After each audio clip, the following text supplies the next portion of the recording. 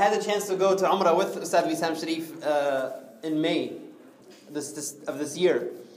And after Fajr in Masjid Nabawi, I attended one of the halaqat. You know, so how it works in Masjid Nabawi is that there's, and in the Haram as well, but more in Masjid Nabawi, after every salat there's halaqat all over the masajid, all over the masjid. So you go to this corner, that corner, and there's halaqas on hadith, on tafsir, on all these different things.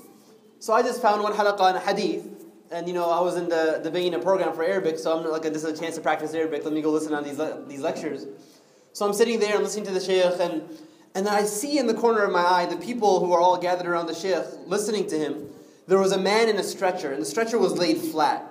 Not fully, like, parallel to the ground, but at an angle, maybe 30-degree angle. But it wasn't like a wheelchair, but it also wasn't flat completely. And I saw him, and I said, this guy looks very familiar. I've seen him somewhere before. So I'm watching him the whole time, and I want to make sure he doesn't leave before the shaykh ends, because I want to talk to him. And he didn't. And so after the halaqah was over, I went to him immediately. And I said, Assalamu alaikum. He said, Wa alaikum assalam. And I said, Akhi, are you on YouTube? And he said, yes. And I'm sure the sheikhs get the same question a lot. Are you on YouTube? His name is Abdullah. And he was in an accident, and from neck down, he became paralyzed. And you know, I'm in medical school, right? So we had a lecture in our neurology class about a woman. She came. She was the first human being on the face of the planet who's been run over by those RV vehicles, you know, like you drive in the desert, and didn't die from it. She was run over by one, but she didn't die. What happened was she was laying in the sand in the desert, somewhere overseas. And these people were driving around these RVs, and they literally ran over her. But because she was on the sand, she didn't die. But she got paralyzed also from neck down. Now she came to our class, and we were talking about therapy and how to get her back and how to motivate patients, right? So she says, my motivation for getting my movement back and everything, you know what it was? She said, my motivation was I wanted to be able to wear a bikini and go on the beach and have people throw money at me. That was my motivation to get better. Now Abdullah, who's also paralyzed from neck down, he's sitting in the halaqah in Masjid Nabawi. And so I talked to him a little bit. He said, where are you from? I said, I'm from America. And he's asking about the Muslims in America, and he's concerned about our situation. And then he says when we're leaving, he has to go, and the brother's carting him off, he says, Al-Multaqa al-Jannah. He points to me and says, Al-Multaqa al-Jannah, you know, like, I'm leaving now, you came from America, I'm probably never going to see you again, but I'll see you in Jannah. On YouTube, if you search him, you'll find it. The Shaykh asked him 3 wishes. If you have 3 wishes, what would they be? He's now paralyzed. Somebody who's healthy, now paralyzed. Imagine if you guys were like, especially a young man, you know, with given strength and health and everything, and you can now are paralyzed from neck down, or you can make 3 wishes, and Allah will give it to you. So you know what his wishes are?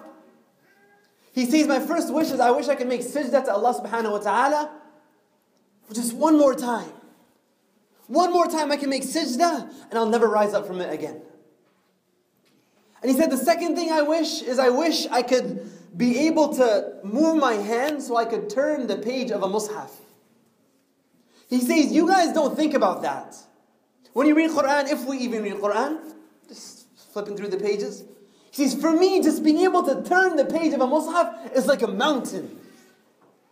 And he said, the third thing I wish is that on a day like Eid Salah, on Eid al-Adha, Eid al-Fitr, or a day of happiness, I can come home and I could literally have the physical ability to hug my mother.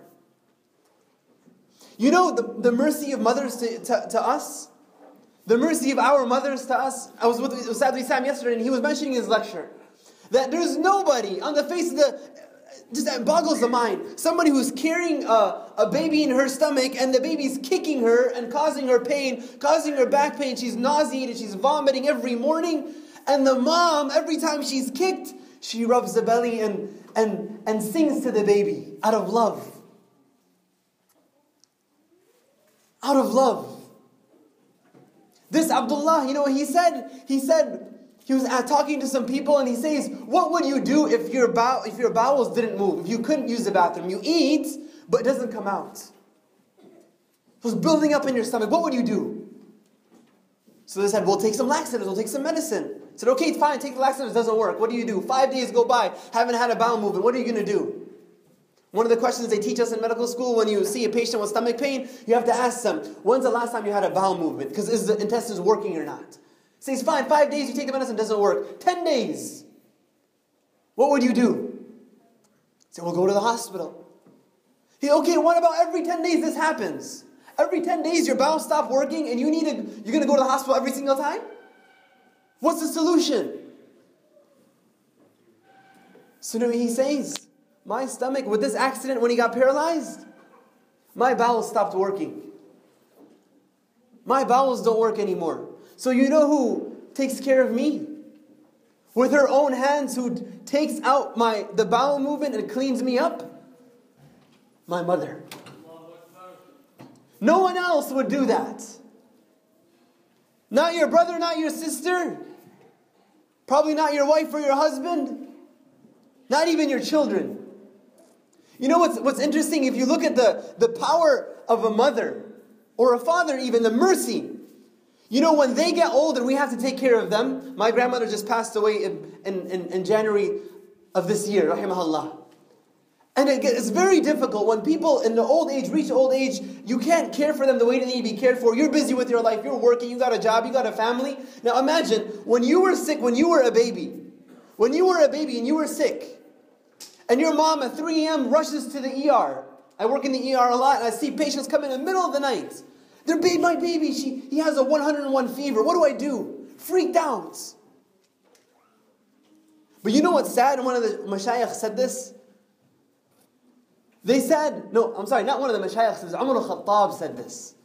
He was asked by a man, he said, I forgot what he did. I think it might have been carrying his mother on Hajj or something like this.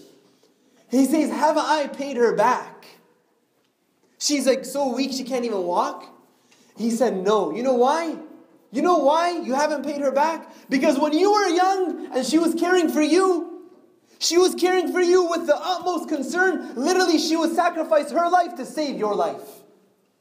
So she's trying to save you while she's wishing for your health and your well-being. But he says, you know what? When you're serving your mother, at this old age when she's so weak, you're doing this. But in the back of your mind, you're kind of thinking, when is she going to pass away so my test is eased? You see the difference? This is the mercy of a mother. Why am I saying that? Because Allah subhanahu wa ta'ala says in Hadith Qudsi, He is 70 times more merciful to us than the mother is to her child.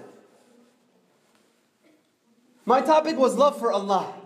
You know Allah says, يُحِبُّهُمْ وَيُحِبُّونَ. Allah Azza wa Jalla loves them. He says first, He loves us. And we love Him. So if you want to understand loving Allah subhanahu wa ta'ala, first you have to understand this. That He loves you 70 times more than your mother even loves you. And the hadith that this world, the mercy Allah subhanahu wa ta'ala has created, only 1% has been put in this world. If you take the mother again as the epitome, the epitome of an example of mercy, that's 1% of what's in store in the akhirah. 99% of that mercy that Allah has created has been saved for the akhirah. And we don't love Allah. Allah has blessed us with health. Just 2 days ago and 3 days ago in the ER, 21-year-old came in, 21 years old. I went to pray Asr, I stepped out of the department, I come back, and she coded, her heart stopped beating. We put defibrillator, we shocked her, I'm doing CPR, and I'm thinking, don't die on me. Because I saw her, she's like, my patient. You're 21 years old, and as I'm doing CPR, I'm reading Surah Fatiha, I'm blowing on her, come back, don't die on me. 21 years old. But she died. I was literally doing CPR, so the doctor said, khalas, there's nothing else we can do. Call it, it's over. 21 years old. I saw my last shift Thursday in the ER, 20-year-old who was born with cerebral palsy. His body's literally like contracted like this, and his legs are up. He's as thin as a piece of straw. And he can't move, so he has this sore on his back that literally you could look, examine it, you could see to his bone. Allah has given us health, man. We can walk, we can talk. I can move I can eat, I can enjoy the taste of kunafa.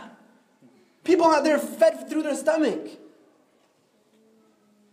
And we don't love Allah. Allah gives us so much. Allah gives us so much. And if we understood that, we will love Allah subhanahu wa ta'ala. If we knew Allah, we will love Allah subhanahu wa ta'ala. If we know He's Ar-Rahman Ar-Rahim. And all these different, beautiful, a woman, a slave girl, back in the day, this man purchased her. So he told her, I bought you. So she laughed. So he thought she was crazy. He said, are you crazy? She said, no, wallahi, I'm not crazy. But then she asked him a question. The slave girl asked the man the question and she says, do you read the Quran? And he says, yeah, I read the Quran. So he says, recite to me. So he begins, Bismillahir Rahmanir Rahim. And right away she just lets out this huge sigh, like, when somebody's in love, somebody's engaged, one of your best friends gets engaged, what do you see them doing all the time? Just staring off into space, and what are they doing? And what are they thinking about? Of course, thinking about their husband or their wife. She sighs, like this sigh of longing. And she says, Ya Allah, هذه لذة الخبر فكيف لذة النظر. Ya Allah, this is the beauty of the news. This is the Ar-Rahman Ar-Rahim. This is Allah, the most merciful, the especially merciful, the constantly merciful. This is what we know about Him. Imagine when we experience His mercy in Akhirah. What will it be like? And so the guy says, we go home. He took her home. And when it was time for sleep, it was nighttime, he puts out the bed and he's about to go to sleep. And she says, أَلَا تَسْتَحِي مِن مَوْلَاكَ? Don't you feel shy from your Lord, your Master? When He doesn't sleep and you're sleeping? Get up and pray. So he's like, what? Are you serious? You're a slave girl. What are you telling me? So he goes to sleep. Then he wakes up in the night and he looks for her. And he finds her in sujood. He finds her in sujood and she's making dua. And she says, Ya Rabbi, bihubbika iyai la tu'adhibni. Bihubbika iyai la tu'adhibni. Oh Allah, based on your love for me, based on you loving me, don't punish me. So when she finished her sajda and she finished her salah, he asked her, كيف عرفت أنه يحبك? How do you know that Allah loves you? Now this is baller status right here. This is baller status. You know what she says? She says, أما أقامني بين يديه وأنامك. Did He not wake me up in the middle of the night to pray and kept you sleeping? Isn't that a sign that He loves me? You don't know what you got on me. But then she says, and don't you know He says, يُحِبُّهُمْ وَيُحِبُّونَهُ.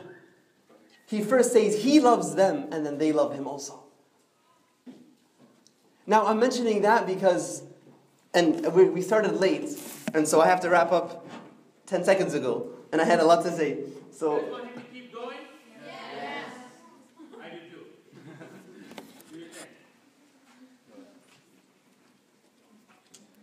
Because if we love Allah subhanahu wa ta'ala, and if we understand the love Allah has for us, and what the love Allah wants for us, Allah says, يُرِيدُ اللَّهُ أَن يَتُوبَ عَلَيْكُمْ. Allah wants to turn to you in repentance. Even if we've committed so many sins, Allah is saying, يُرِيدُ اللَّهُ أَن يَتُوبَ عَلَيْكُمْ. Allah wants to turn to you in repentance.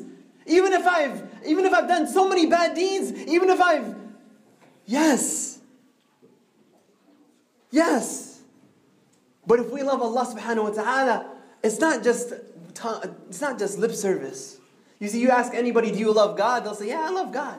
Ask the Christians, they'll say they love God. Ask the Jews, they say they love God. Ask the Hindu, everybody says, yeah, I love God. Ask all the Muslims, if I ask you all, everybody's hands will go up, yes, we love Allah. طيب. هاتوا برهانكم إن كنتم صادقين. There has to be signs of love. There has to be proof of the love. And the first and foremost proof is our salah. See, this woman, this slave girl, she's on another level. I mean, she's praying every night. She has this relationship with Allah to the point where she can say what she says, بِحُبِّكَ إِيَّاي. Based on your love for me, oh Allah, don't punish me.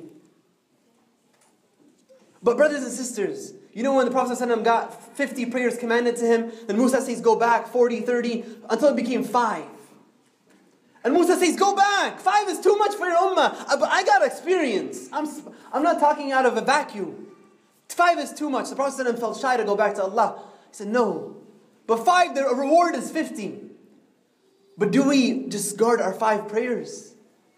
Our 5 prayers. You know this man, Abdullah, who I met in Medina, you know what he said? He said, before when I wasn't paralyzed, when I was healthy, I didn't used to pray.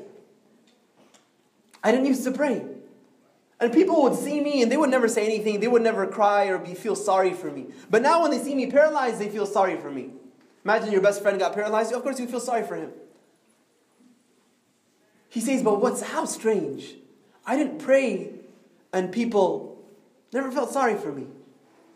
يوم يكشف عن ساق ويدعون إلى السجود فلا يستطيعون خاشعة أبصارهم ترهقهم ذلة وقد كانوا يدعون إلى السجود وهم سالمون. On the day of judgment, after you're almost there.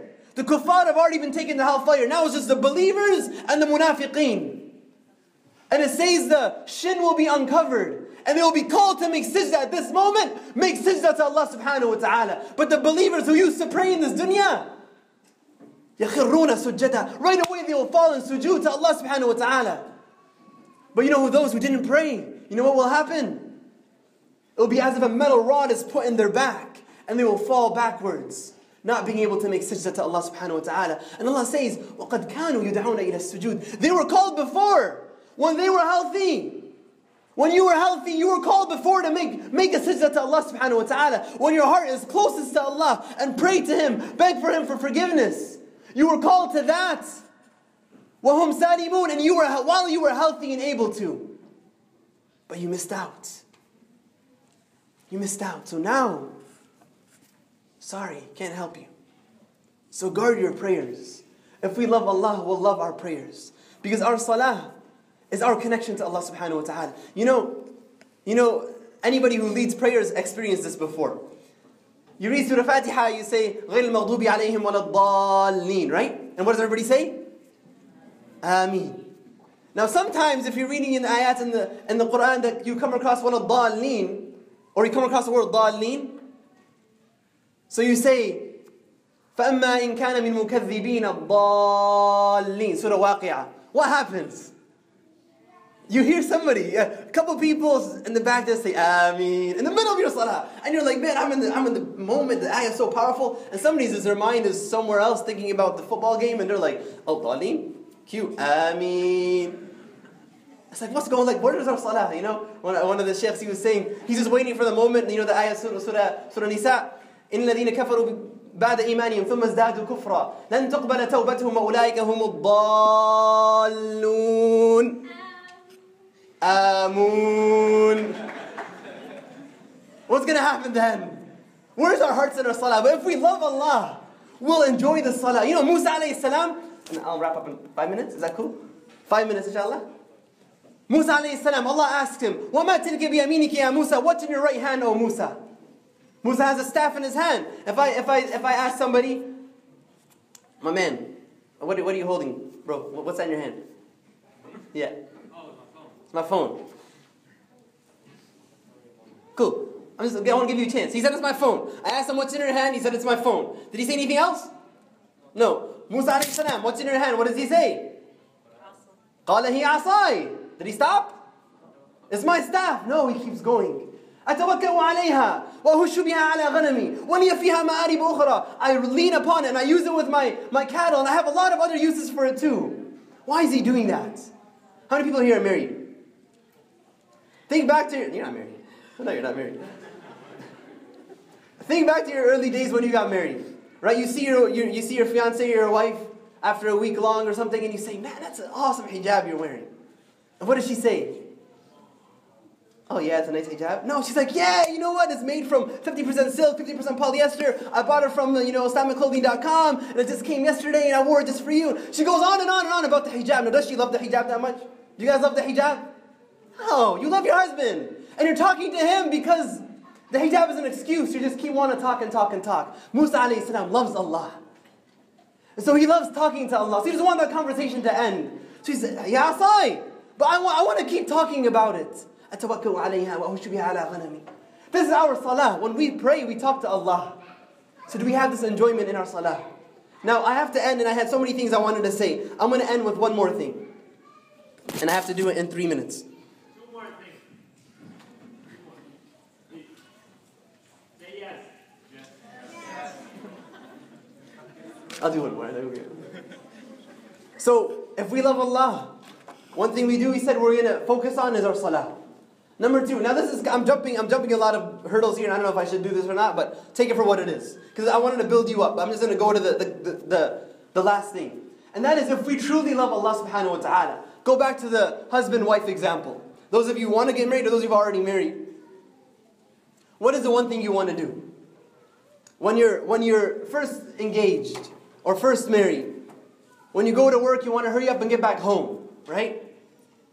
When you travel, you want to hurry up and get back to your family again. You want to be with your family.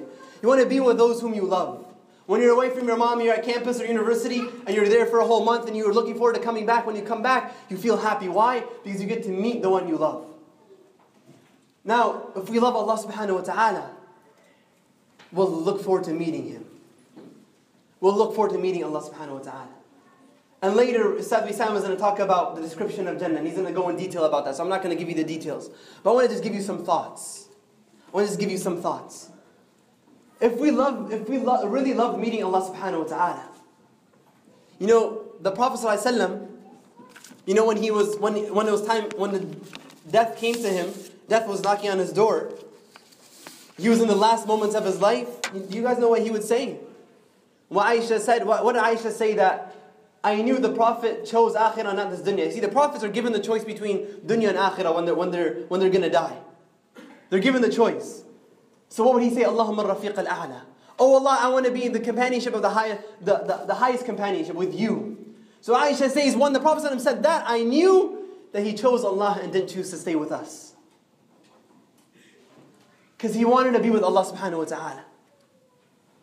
You know, Ibrahim alayhi salam, when the angel of death came to him, Ibrahim is the Khalil of Allah. The Khalil of Allah means the best friend, the homie, you're like this.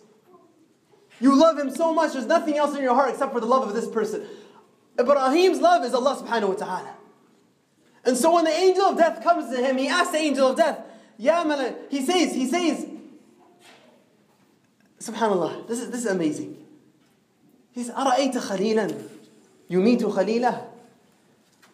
He says, I don't get it. I thought I'm the best friend of Allah. Can you imagine a situation where the best friend will cause his best friend to die? Will take his soul? Is that what best friends do? أَرَأَيْتَ خَلِيلًا يُمِيتُ خَلِيلًا.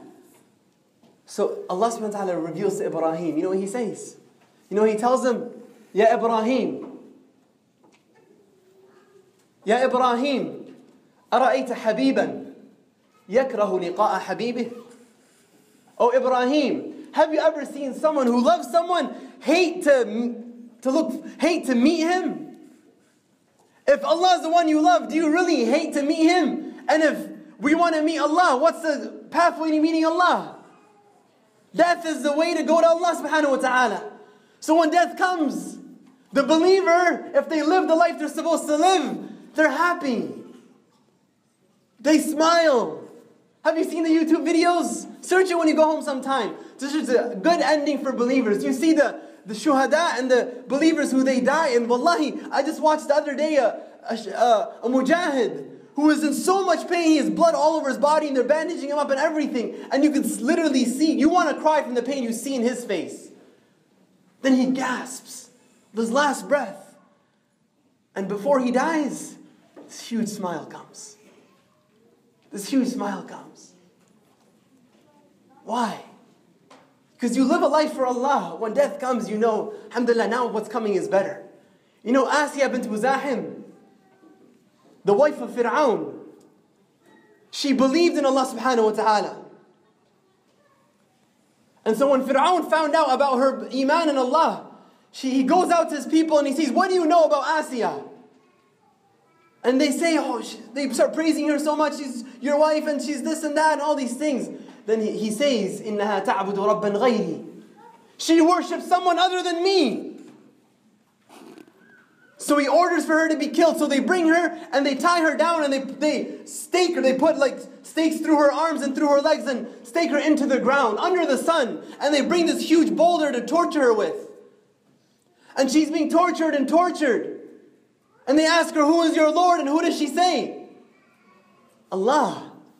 Allah. Because when the heart's full of love for Allah, all these things become secondary because you're feeling the sweetness of going through a little difficulty for the sake of Allah. So my beautiful sisters, when people look at you and say, your hijab, what is this?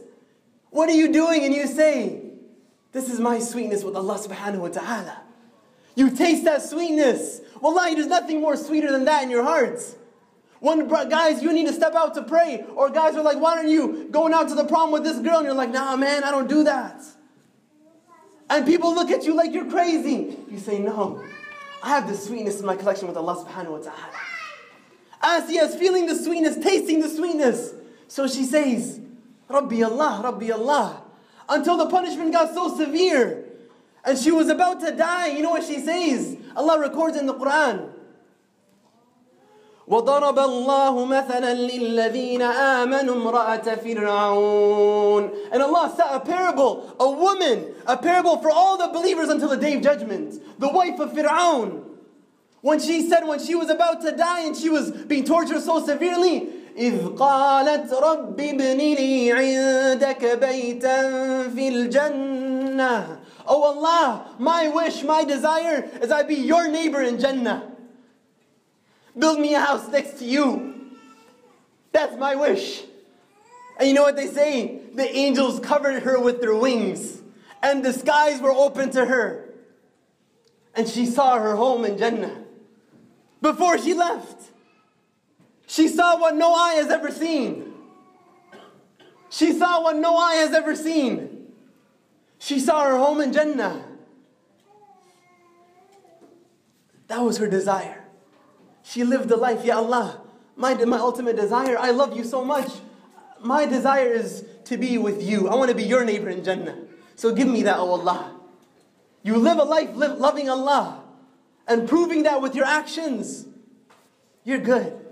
You're all set. And if you trip and you fall, guess what? Allah loves you. يُحِبُّهُمْ وَيُحِبُّونَ.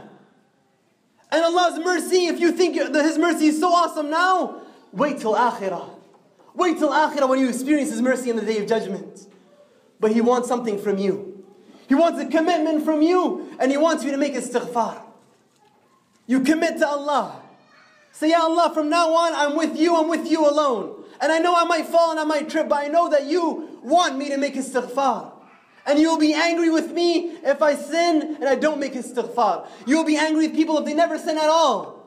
You created me weak, so I do sin. But I beg of you your forgiveness. And Allah will forgive you. So brothers and sisters, our love for Allah is through our actions. And I only mentioned 2 things, and I had so many more things to say, but you'll get it in the next couple speeches.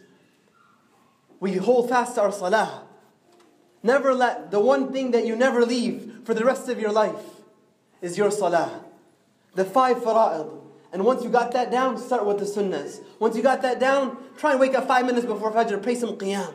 Experience the sweetness of your connection with Allah like you've never experienced before. And your heart will become alive. Your life will change. This is not my words. Allah says in the Quran, لَنُحْيِيَنَّهُ حَيَاةً طَيِّبًا. We're going to give him, certainly, most definitely, will bring to him a new, wonderful life for the one who believes in Allah and sticks to the deen. Jazakumullah khairan for your time. If you're listening, I again apologize for going over. Wassalamu alaikum wa rahmatullahi ta'ala wa barakatuh. Wa akhir alhamdulillahi rabbil alamin.